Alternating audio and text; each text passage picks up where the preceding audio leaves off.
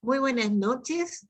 Para la Sociedad de Escritores de Chile, esta noche muy especial recibimos a una escritora, a una mujer que es muy versátil, que va desde el cuento, la novela, el teatro, el ensayo, y sobre todo una persona que ha abordado temas que realmente importan en esta sociedad.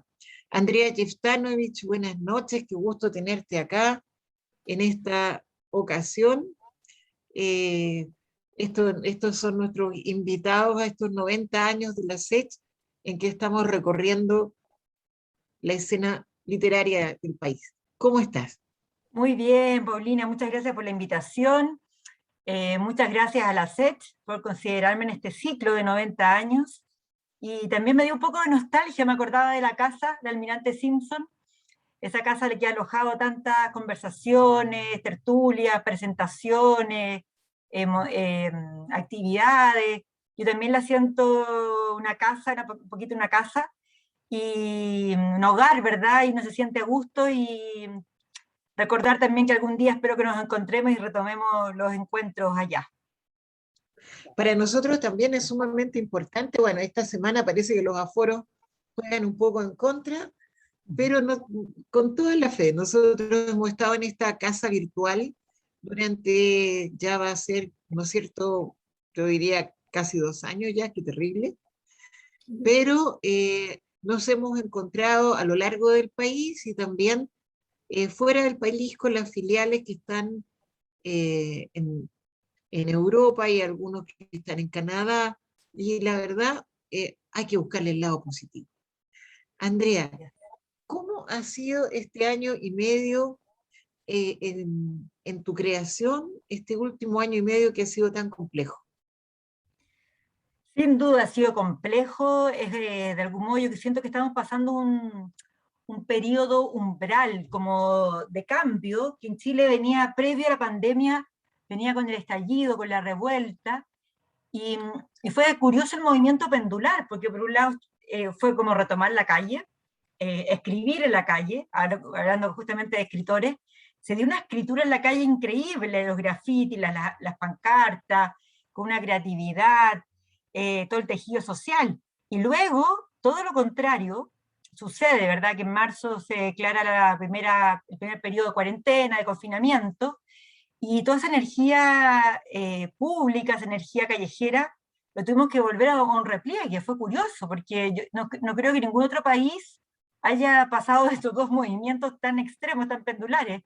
A la mayoría, ¿verdad? Fue cruzado por la pandemia, pero no todos tuvieron de antesala una crisis social. De modo que fue curioso. Ahora, yo trato de ser una persona optimista. Yo creo que ha sido un periodo difícil, esto ha sido una prueba para la humanidad de reflexión, una prueba con muchos costos, porque estamos pensando en las vidas, ¿verdad? Que la gente que falleció, nadie podría decir que esto es un saldo positivo, así como llegar y decir eso, no, me molesta como cuando no hacemos ese espacio del duelo, porque quizás algunos de nosotras pueden no tener un familiar o amigo directo, que murió por el COVID, pero murió una cantidad de gente impresionante. Después hay costos, mucha gente perdió su trabajo, perdió su oficio, y también dentro de ese pequeño espacio de la resistencia y la resiliencia humana, también logramos conquistar otras cosas o repensar estas redes de ayuda, que de algún modo ya se había instalado esta pregunta, la pregunta por la desigualdad, o sea, en la pandemia qué importante es el tejido, la solidaridad, la comunidad, el Estado, qué importante es el Estado, sin Estado, ¿qué hubiésemos hecho? Eh, el estado de bienestar, la planificación, pensar, ¿verdad?, de un modo más transversal, todo el país fue afectado, en zonas más, zonas menos. Eh, Luego la fragilidad, que tanto le hicimos del quite, la verdad, con todo este lenguaje como exitista, que no puede decir neoliberal, capitalista, pero creo que en esos aprendizajes está el cuidado del planeta, sin duda. Eh, Actuar con lo que uno tiene, que tienes a mano. A mí me pasó mucho ese aprendizaje. Y, por supuesto, pensar en el tejido social, todo, desde el macro estado de bienestar a que cómo uno está en su núcleo más íntimo. ¿Cómo fue para mí? Para mí específicamente porque no perdí mi trabajo, porque no perdí un familiar cercano, lo traté de enfrentar con optimismo, como decía al principio, que sentido de aprovechar lo que me estaba ofreciendo el destino. Eh, Estaba un poco cansada, eh, el sentido de moverme tanto, salir tanto a eso, y ha sido un periodo bien creativo, he escrito bastante, mucho más que otros años, porque tal vez los tiempos de desplazamiento. Después creo que el destino me regaló algo bonito, que tengo 2 hijos, son adolescentes, y yo creo que me tocó mucho su infancia, con mucho trabajo externo demandante, mucho salir a las 7, viajar, etcétera. Y tuve como, antes de que se vuelvan adultos, tuve esta posibilidad de estar mucho con ellos, de conocerlos más, de convivir, de arreglar, de tener, de pronto, disfrutar más cosas cotidianas. Y por supuesto lo otro más a nivel de ciudadana es como observar, observar. Todavía no tengo la respuesta ni el modo de escritura de esta nueva era. Estamos pariendo una nueva era, ¿verdad? Y estoy atenta, y me parece muy desafiante para nosotras las autoras, cómo se va a escribir eso, con qué sintaxis, porque no es temático, no es que sea el tema de la pandemia, es mucho más profundo. Eh, Desde imaginarnos este mundo que está en peligro, de verdad, porque también aparece la crisis climática, esta especie de angustia apocalíptica, y este nuevo tejido social, de modo que eh, estamos frente a algo medio desconocido que está en gestación. Y eso pues, también es interesante, desafiante. Hay como que repensar las fórmulas, repensar cómo te aproximabas a los temas, como uno mismo era como ciudadano, como familiar, como vecino, etcétera. Y como autor, por supuesto. Mira, la verdad, Andrea, es que lo que tú dices eh, para nosotros nos hace muchísimo sentido. Como, como escritores, como agrupación, nosotros tratamos de mantenernos unidos y de generar espacios de encuentro, de solidaridad, de reconocimiento del otro. Y estos sentimientos que se fueron generando y que se generan hoy día, es un desafío, efectivamente, cómo se va a escribir de esto. Mm. Eh, Porque, claro, hemos pasado en tiempos con una velocidad tremenda, tú lo decías al inicio, Chile desde un movimiento social y de repente se trunca y entramos en pandemia y nos replegamos y luego estos movimientos, ¿no? Que tal vez un psicólogo podría describirlos de una manera más clara, que son tan tensionantes del miedo, el miedo a la muerte, Mm. luego las aperturas y luego volver a encerrarse, no sé, hoy mismo, ¿no? Que dicen, vamos, estamos retrocediendo. Yo creo que esa capacidad de adaptación del ser humano quizás va a ser interesante reflejarla en la escritura. Claro. ¿Qué Ay, y te ahora que parece? tú nombrabas la palabra psicóloga, tuvo algo como entre la euforia y la depresión, así una cosa media bipolar, porque la Tipo, euforia, sobre todo el primer momento de la revuelta, y, pero también hubo, ¿sabes qué fue lo lindo lo que nos dejó un poco el estallido de esas pequeñas felicidades y euforia? Fue que pese a que hubo pandemia pudimos votar, y eso nos o sea, permitió sí, como sociedad, y más que, por ejemplo, y con votaciones significativas. ¿Cuándo se había tenido una votación por 80%? El apruebo fue un 80%, eso es muy, para mí o fue sea, una hace fiesta, mucho aunque rato. no lo celebré en términos, ¿verdad?, de salir a la calle, de todo eso, de juntarme con gente. O sea, Fue una hay alegría. una actividad cívica que no se veía en Chile hace mucho rato. Exacto. O sea, que a todos, todos tomaron posición, a todos les importó después de un largo periodo de desgano, ¿no? Exacto, y la gente decía, no, no va a ir a votar nadie por el miedo, las medidas sanitarias, y no fue para nada el caso que No, las para votaciones nada. con menos convocatoria, y fue lindo que pese a esa adversidad se pudo mantener y que ahora estemos escribiendo, o sea, que haya un grupo de verdad constituyente, convencionales constituyentes escribiendo esta nueva constitución. No ha sido fácil, no estoy haciendo simplificando el proceso, pero esa energía yo creo que ha sido, al menos ha salvado un poco de no sentir como que estamos en la nada. Hay un pequeño horizonte para mí, que es Mm. interesante, lo que está ocurriendo ahí en la convención. Ahora, bueno, estamos a puertas de una elección presidencial, de senadores, de un diputado, tuvimos elecciones de alcalde, ¿no? Ha sido curioso eso que también, a mí por lo menos me ha resultado motivante, de sentir que hay posibilidades de cambio, de nuevas generaciones y sobre todo de nuevos autores. Escuchaba estos últimos días la convención, como qué importante, nosotros que somos autoras, ¿verdad? La palabra, otras palabras negadas. Eh, Escuché a dos mujeres jóvenes, una que tuvo cáncer de mama, ¿verdad? Que fue incluso a dar su discurso con el torso desnudo, con las Sí, cicatrices sí, de la, sí.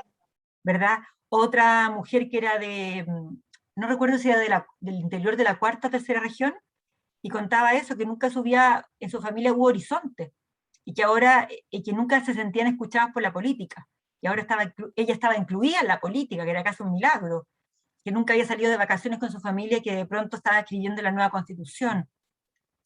Yo soy súper atenta a esas otras voces que por tanto tiempo han sido silenciadas y que están justamente en el ejercicio que nosotros conocemos bien, el de la escritura, la lectura, la escritura, escuchar las otras voces, si bien es una escritura legal, ok, no es Sí, la escritura más artística de nosotros, pero igual hay un ejercicio pero igual que, ¿verdad? tiene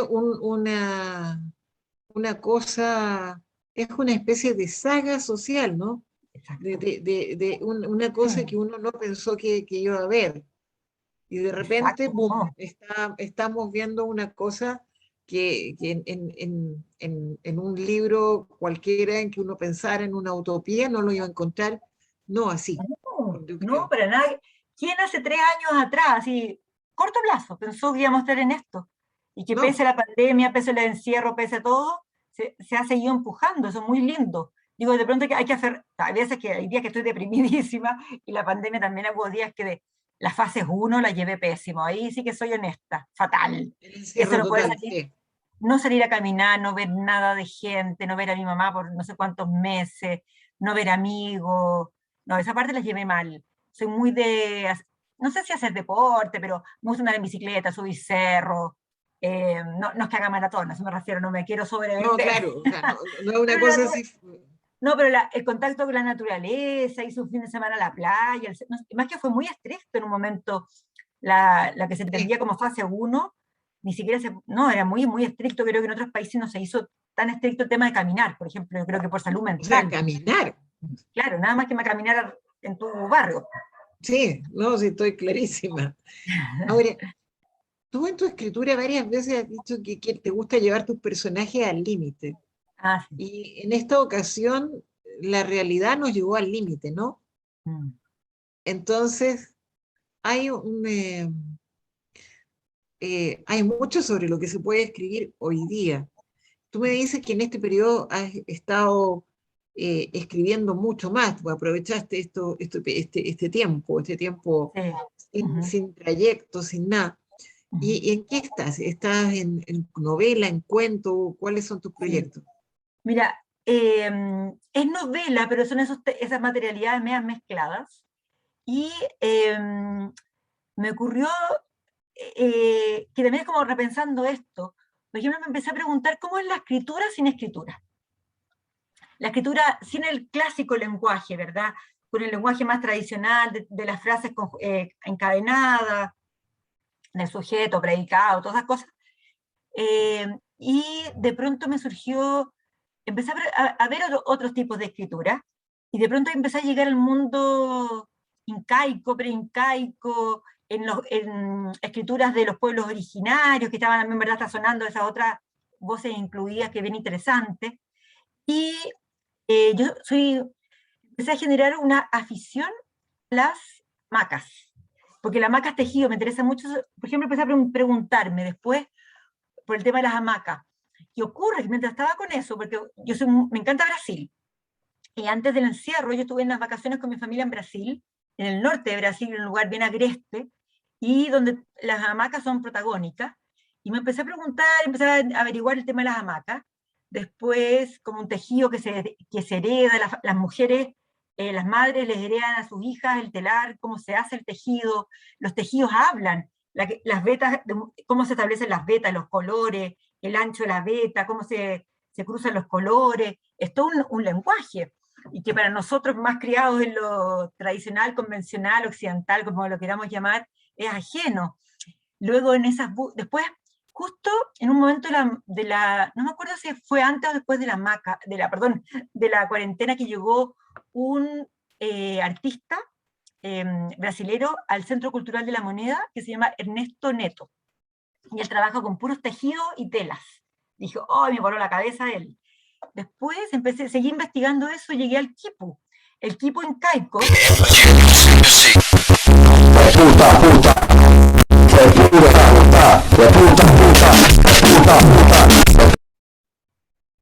A veces hay hackers o no sé si algo así. Sí, no te preocupes porque ya lo removimos. Ah, genial. Entonces, después del arte textil de Neto, que también trabajaba los tejidos, algunas hamacas, etcétera, después empecé a investigar sobre los quipus. Hay muchos, en el Museo Precolombino tenemos quipus. El quipu, ¿se acuerdan de esa escritura incaica que uno piensa que es solo para marcar números? O sea, Para es una contabilidad. Exacto, O pero sea, no solo contabilidad, sí es. Y también, eso es lo que yo sabía, igual que ustedes. Y me puse a investigar, a tomar cursos, y también es una escritura. Y un modo de escribir desde la agricultura, las historias de familia, bien críptico, así, bien difícil. Y bueno, que más que se destruyeron muchos quipus todo el proceso de conquista. Bueno, entonces estoy pensando, no es que yo me vaya a dedicar al arte textil porque no tengo mucho talento, pero estoy pensando inspirada en esto, en el telar, en estas escrituras textiles de las mujeres, y cómo se podía trasladar eso a mi propia escritura. Y eso de pronto, o sea, he visto que puede ser estas voces más enhebradas, las voces de los personajes.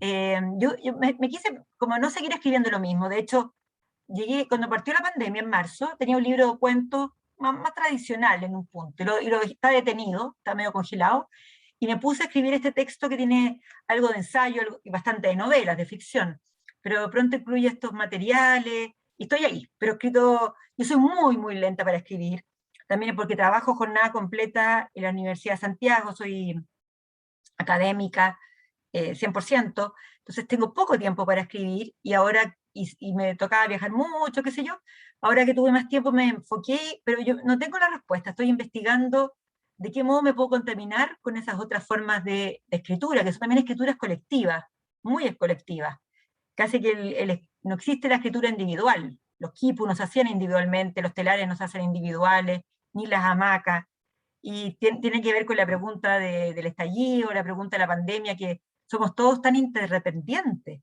o sea, y es algo lindo el ser humano. no, y No ahora es verdad quedó más que eso que uno, demostrado. claro, uno no que busca su vida solo y triunfa solo, todo ese cuento, no, estamos sumamente interconectados, somos muy interdependientes, y tanto el estallido como la pandemia lo mostraron desde distintos ángulos. Entonces me estoy haciendo esa pregunta, y como investigando por esos materiales. Y cuéntanos un poco. Tú eres socióloga. Mi primera ¿Cuándo formación.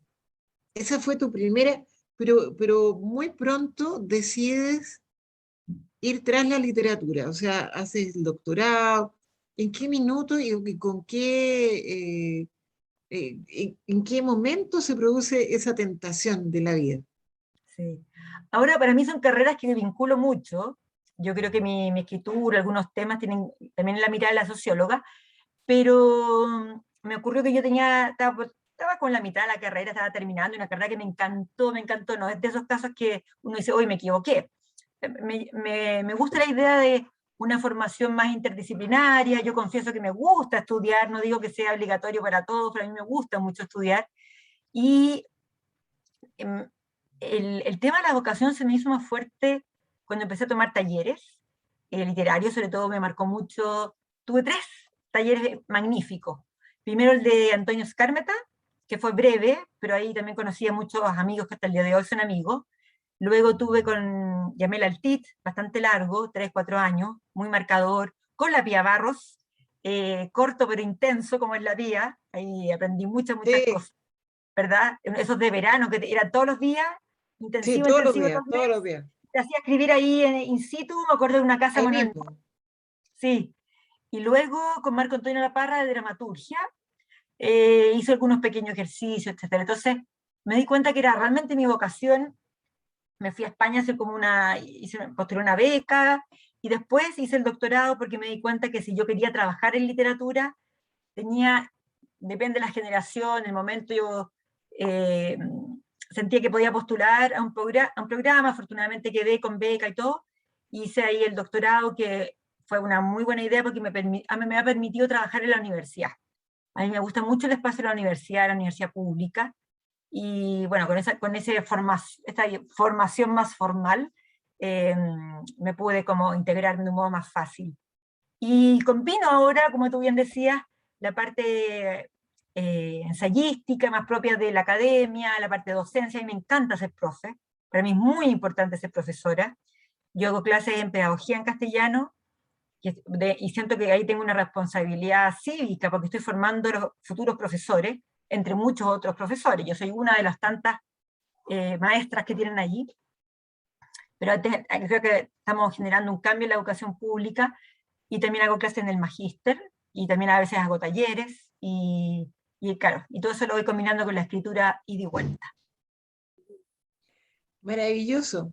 O sea, tienes en este minuto una vida bastante ajetreada. Y de tus novelas, ¿cómo llegaste a tus novelas? A mis novelas, ¿cómo llegué? Wow, siempre con una imagen, con algún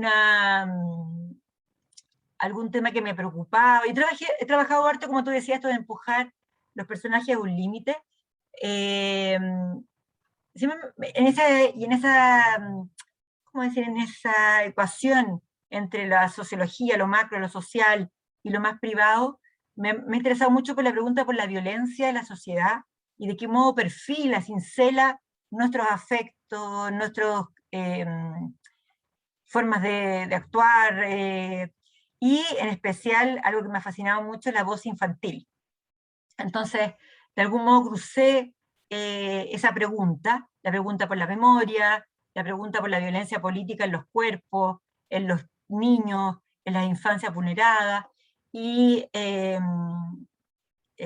claro, y de pronto, como tú decías, a propósito de esta pregunta que me hacen a veces, como la pregunta por la moral, como que yo creo que la literatura podemos hacer de un modo inocuo, sin hacer daño, de un modo reflexivo, como una plataforma reflexiva, crítica. ¿Qué pasa con estas instancias de violencia, de llevar a los personajes y a las personas a situaciones límites?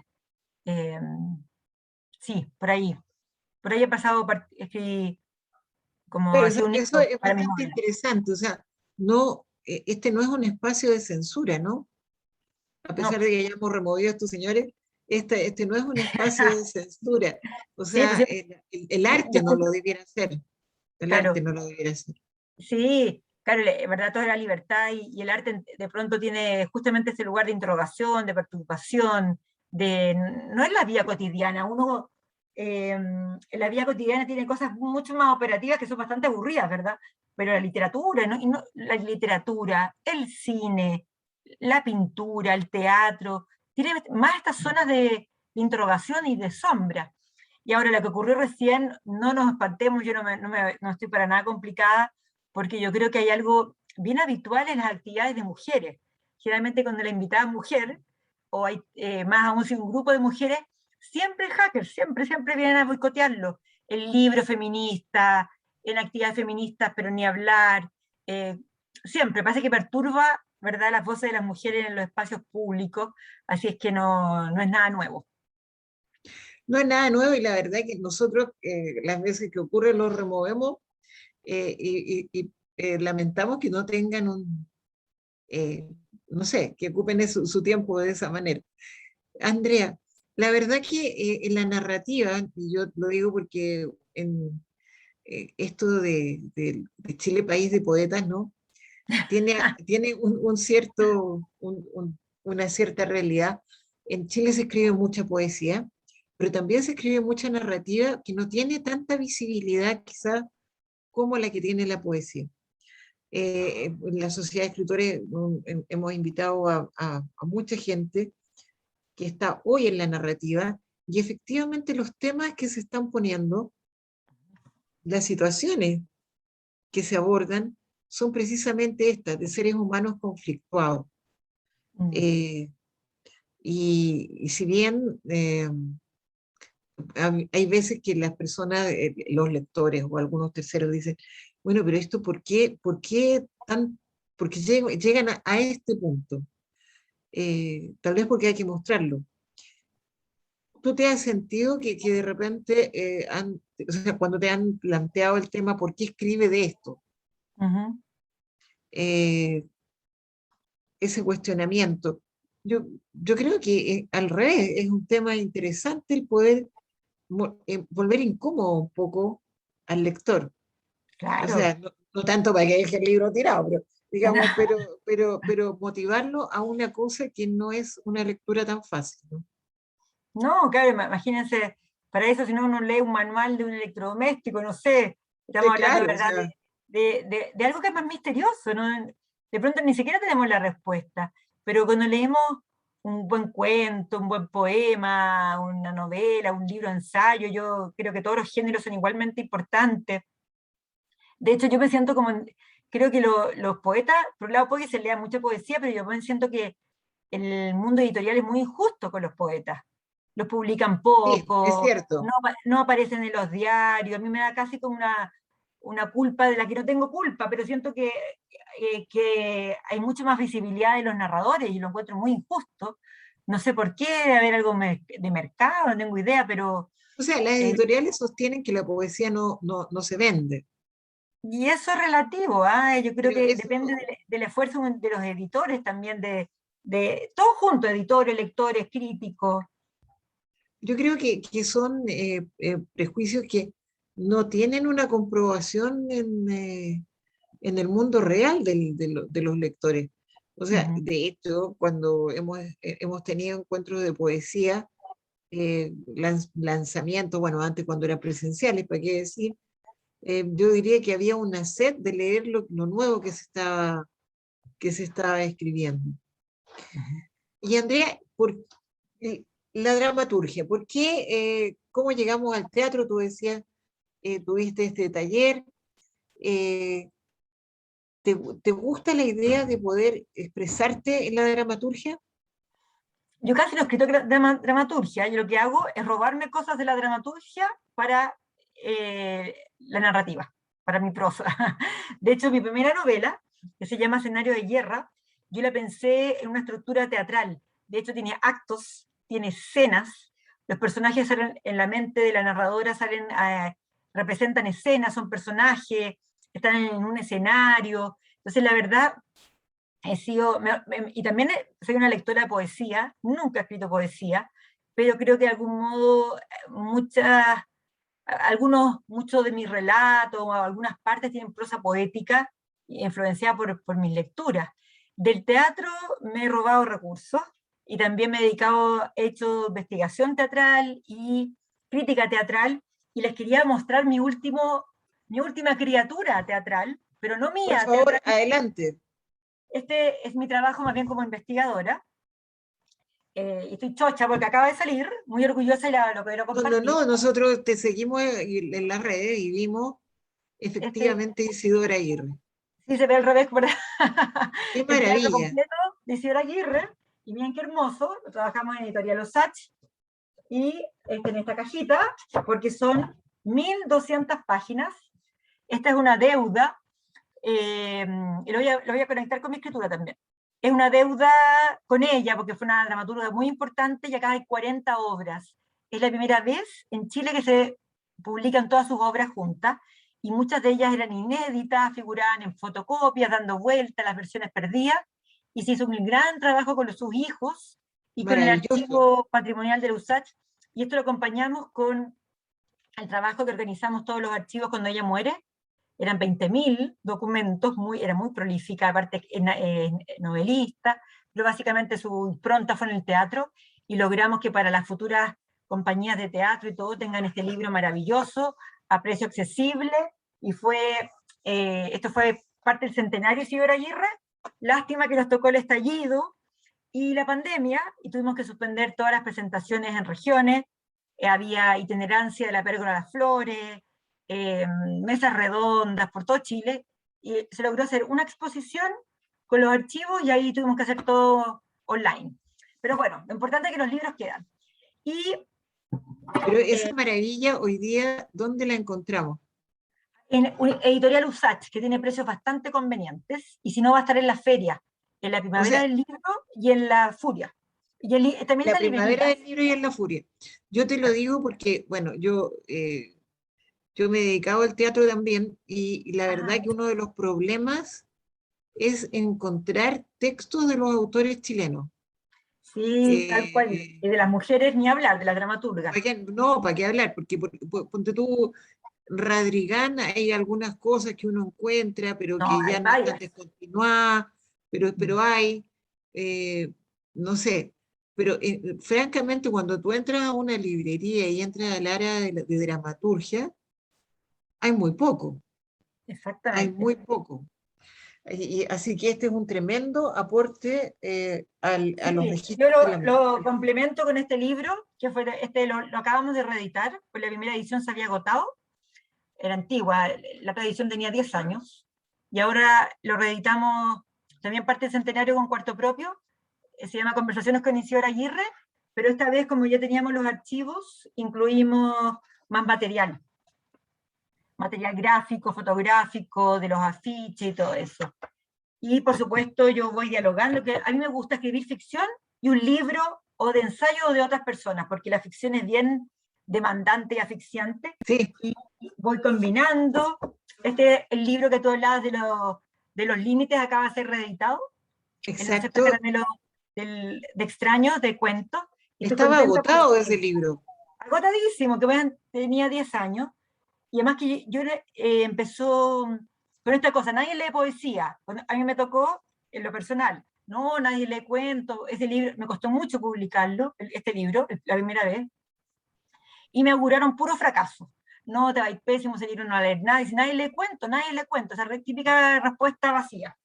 Y la verdad que es un libro que solo se ha editado en 8 países, se tradujo al danés, al portugués, la digo muy bien en Cuba también. Yo nunca pensé conocer Dinamarca, y gracias a este libro conocí Dinamarca. Eh, Así que yo O sea, voy la alternando. verdad que el cuento, yo diría que es una maravillosa forma de comunicación, porque además es muy contemporánea, es un golpe rápido, una Sí, cápsula. claro, la Así gente con que poco tiempo se puede convertir muy fácil en audio texto. sí, Y esta es la primera novela que se tradujo hace poco al inglés, no encuentro la copia en castellano. Theater of War, entonces escenario de guerra, y ahí yo te decía que lo que hago es, tú te has escrito teatro, yo me he robado cosas del teatro para mi narrativa, porque yo creo que también es súper importante, dos cosas que yo quería comentar ahí. Uno, la genealogía de las mujeres. Yo, a mí ha sido casi un proyecto feminista, eh, recobrar las voces de las otras mujeres. Yo, en mi lado investigativo, como académica, yo solo escribo de mujeres, no porque tenga nada contra los hombres, hay autores muy importantes para mí, pero siento que ha faltado la revisión crítica, la valoración, generar este diálogo que genera la crítica, la actualización y todo eso.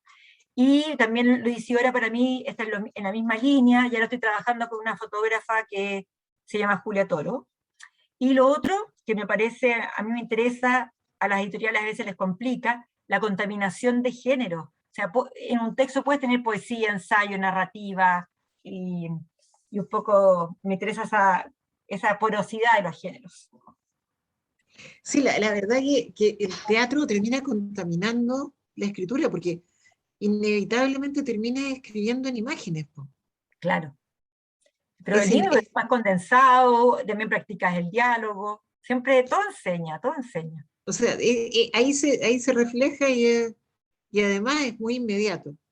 Y, Andrea, en estas historias, hoy día, cuando tú estás trabajando ahora sobre esta textura, esta cosa medio colectiva, no medio, esta cosa colectiva, Sí.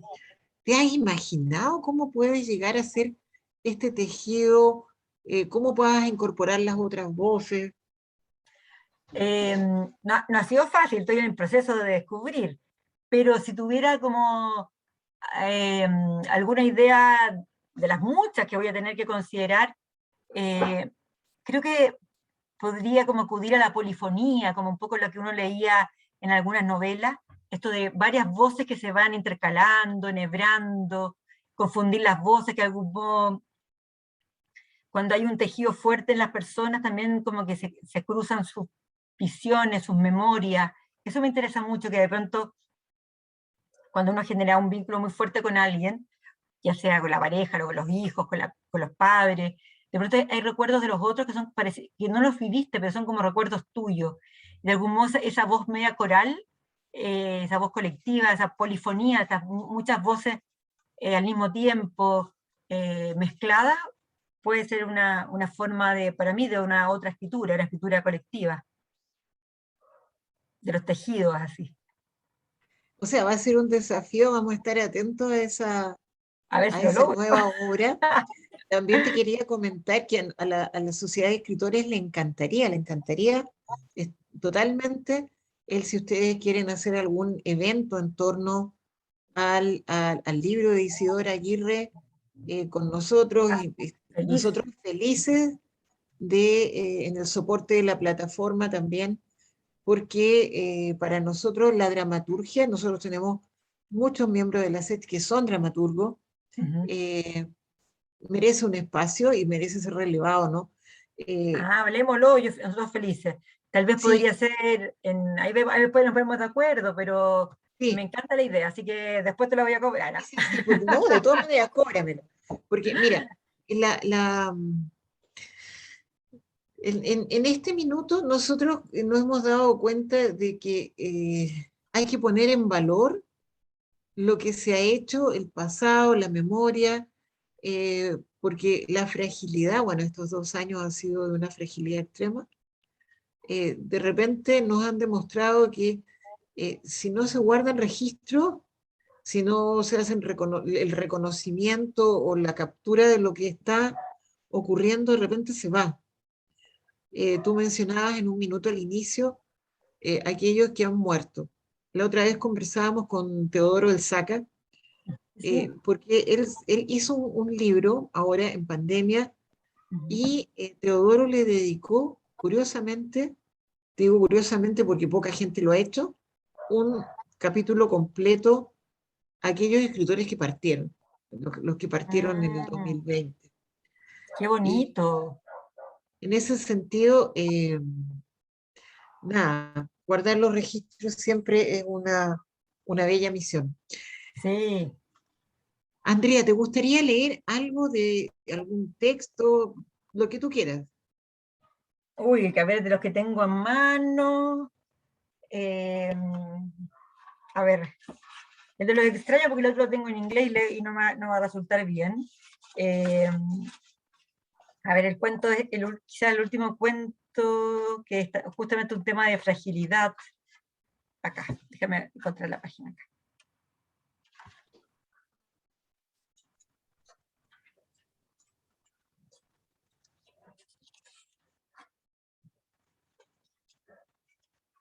Eh, este cuento me hizo hablar bastante, a veces durante la pandemia, que me pasaron, si tuve como esta vez varios diálogos en otras partes, con gente que nunca había dialogado, fue como estar encerrada, pero al mismo tiempo con estas ventanitas. Y escribí un cuento sobre un hogar de ancianos. Yo creo que los hogares de ancianos fueron bastante afectados por la pandemia. Se recuerdan que los primeros brotes y que eran imparables, y después Muchísimo y al mismo eran tiempo mortales. mortales, porque se contagiaban, qué sé yo, 30, 50 personas en un centro que estaban cerrados, no los podían aparte mover, gente mayor que tenía problemas respiratorios. Yo creo que la tercera edad fue, bueno, tercera, las personas mayores, como queramos llamarlo, fueron afectadas, y después tanto tiempo aislados, hubo tanta precaución con ellos por razones obvias hasta que apareció la vacuna, estuvieron muy, muy aislados. Por ende, tuve bastantes invitaciones a hablar de este cuento que ocurre en un hogar. Eh, y voy a leer un fragmento.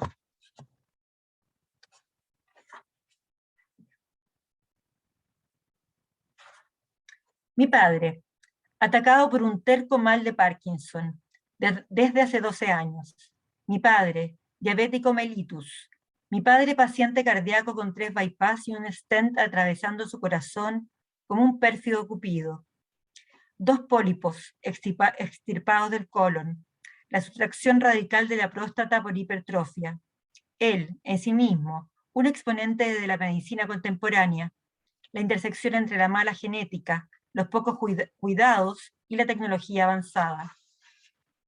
Ahora, mi padre diagnosticado con un cáncer, un tumor de 7,1 por 3,4 por 5,2 centímetros en el riñón derecho, como lo indicaba la resonancia magnética. El riñón izquierdo con miles de pequeños quistes. La hemorragia al orinar, los tiempos del descuento. Esta vez había decidido prescindir de la retórica oncológica. Cuando salí de la consulta del especialista, tiré todos los exámenes en un tarro de basura cerca del río Mapocho. Ni una palabra esta vez. La excusa de una infección urinaria justificó los procedimientos. Fuera de día o de noche, en cuanto me veía llegar sonreía dulcemente amparado en un cariño incondicional, y ahora, en la ignorancia de su estado terminal, a la espera de la página J del periódico que leería con la avidez de un prisionero. Noticias del mundo, del país, del deporte, de la bolsa o de espectáculos, según la voluntad del vendedor. Leería esos recuadros atentamente, mientras yo amasaba la hierba, separando el pasto de las semillas sobre el papel de arroz. Un montoncito en forma de cilindro que prendía con mi encendedor. La primera aspirada profunda y certera. El humo desplegándose en bocanadas. Primero él, luego yo, hasta que aparecían las primeras risotadas. Hijita, tengo algo que decir, ¿qué? Me sale el pipí rojo, estás daltónico. No, de verdad, con este pasto te debería salir verde. Risas cosquillosas, carcajeos que se multiplicaban al tiempo que el cigarrillo se consumía entre chispas naranjas y bordes grises que reptaban como gusanos. La sonrisa plácida y la asociación libre eran el comienzo de nuestras citas.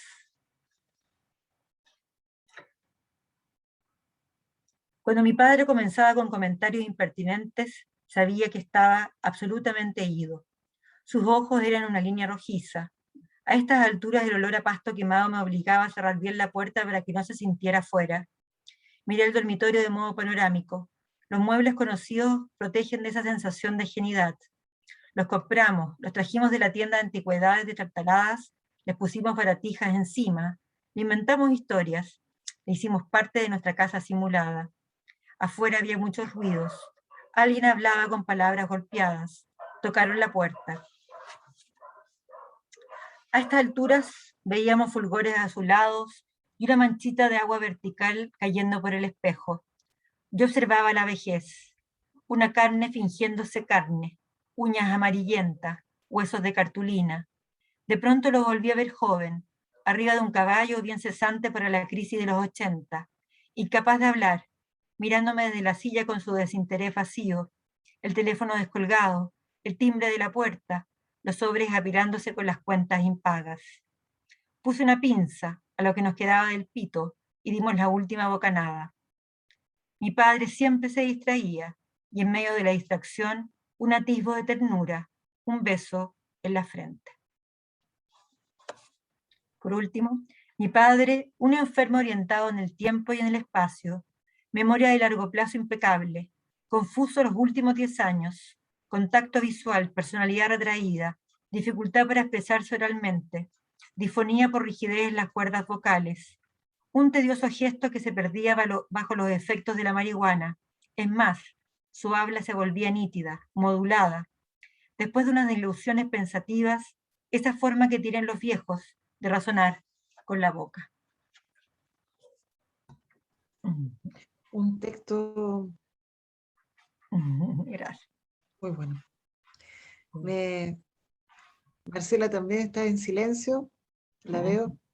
Un texto que conmueve. Sí, yo le hice unos fragmentitos como para contarle ahí, bueno, de alguien, de un padre y una hija, de un padre que ya está internado, que está grave, y también el tema de los cuidados paliativos, de este a veces exceso de poder del discurso médico, el discurso médico que de pronto te obliga a hacer unos Te roba la tratamientos, humanidad. claro, unos tratamientos espantosos, te encarniza con su sabiduría y su palabra experta, y que de pronto siento que a veces tenemos tanta injerencia en nuestra vida, nos dicen arréglansela solo, el que se esfuerza le va bien, bla, bla, bla, bla. Pero el momento de la muerte, como que perdemos toda agencialidad y no podemos decidir nada, ni si queremos o no un tratamiento, todo el tabú que hay alrededor de los tratamientos paliativos, porque eran Todo el prohibidos, negocio que hay al lado de eso. claro, no seamos ingenuos, o sea, la institución médica, entonces, O sea, hacer esa no pregunta es te cómo quieren tener salvar, te cómo, quieren exprimir. claro, mi pregunta es cómo, si la muerte es inevitable, ¿cómo tener una muerte más humana en la medida que no te pase un accidente, ¿verdad? Y no puedas decidir nada. ¿Cómo pagarse de un modo más amable, bien conciliado con los demás, sin exponer tu cuerpo a un sufrimiento espantoso, límite? ¿Cómo hablar de la muerte? ¿Cómo prepararse para la muerte? ¿Cuánta injerencia podemos tener también nosotros en eso? Es una pregunta porque como que estamos abandonados al medio. Tenemos apoyo cuando nacemos, pero después a nadie le importa la dimensión filosófica. A ningún paciente le pregunto, encuentro yo, mucho, ¿qué opina de la muerte? ¿En qué momento tal vez él dice, no, hasta acá, llegamos hasta acá? Y hagamos un rito de cierre. Eh, entonces, tengo una O sea, pregunta por ese dilema la de la muerte eutanasia. perdió pompa y circunstancia. La Claro, muerte ahora es un evento comercial y médico, digamos.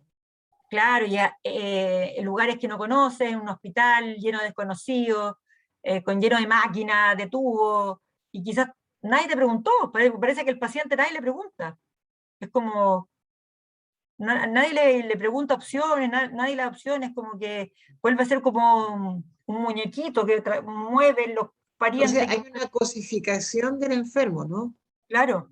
Y es absoluta. Entonces, en ese sentido, eh, Y también con la gente esta- mayor, como eh, decía, esa parte de que de pronto la gente mayor también se le infantiliza, y no se les pregunta qué quieren, qué sienten, qué están pensando, sino que eh, solamente se le institucionaliza, si se vuelve un hogar, y es como que dé las menos molestias posibles, no se les ve. En la misma discusión de la pandemia hubo esa pregunta.